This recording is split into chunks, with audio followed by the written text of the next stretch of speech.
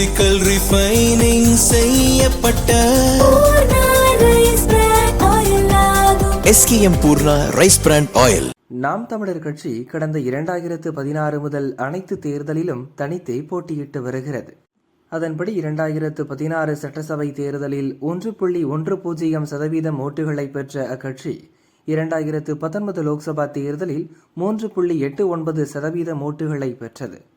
2021 சட்டசபை தேர்தலில் 6.72%, 2024 லோக்சபா தேர்தலில் 8.22% ஓட்டுகளை பெற்று அங்கீகரிக்கப்பட்ட அரசியல் கட்சியாக உருவெடுத்தது. தொடர்ந்து அக்கட்சியின் ஓட்டு சதவீதம் அதிகரித்து வந்தது.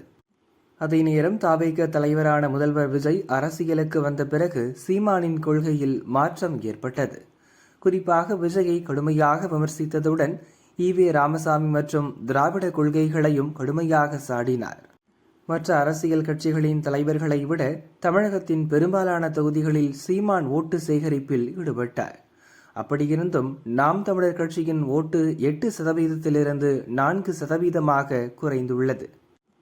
கடந்த முறை சில தொகுதிகளில் 3ஆம் இடம் பிடித்த நாம் தமிழர் கட்சி வேட்பாளர்கள் இந்த முறை டெபாசிட்டை கூட பெற முடியாத அளவுக்கு தோல்வியை சந்தித்தனர். இதற்கு தவேக முக்கிய காரணமாக பார்க்கப்படுகிறது. இந்நிலையில் வரும் தேர்தல்களில் கூட்டணி அமைத்து தேர்தலை சந்திப்பது குறித்து சீமான் முடிவெடுக்க வேண்டும் என அவரது கட்சியினர் வலியுறுத்தியுள்ளனர். இதுகுறித்து நாம் தமிழர் கட்சி நிர்வாகிகள் சிலர் கூறியிருப்பதாவது: தவேகவின் வருகைக்கு முன்பாக நாம் தமிழர் கட்சிதான் தமிழகத்தின் 3வது பெரிய கட்சியாக இருந்தது. பல இளைஞர்கள் சீமானை தலைவராக ஏற்றுக்கொண்டு பயணித்தனர். தற்போது அந்த நிலை இல்லை. எனவே வரும் தேர்தல்களில் கொள்கை சார்ந்த கட்சிகளுடன் கூட்டணி அமைத்து போட்டியிட வேண்டும். குறிப்பாக தவேகவை வீழ்த்த திமுக போன்ற கட்சிகளுக்கு நம் கூட்டணி தேவையாக உள்ளது. எனவே கூட்டணி அமைக்க சீமான் முன்வர வேண்டும் என வலியுறுத்தியுள்ளோம். மற்றொரு பக்கம் தேர்தல் நிதியும் பெரும் சுமையாக இருக்கிறது. கட்சி தலைமையிடமிருந்து போதிய அளவில் நிதி வழங்கப்படுவதில்லை. பெரும்பாலானோர் தங்கள் சொந்த பணத்தை செலவிட்டு தோல்வியடைந்து வருகின்றனர்.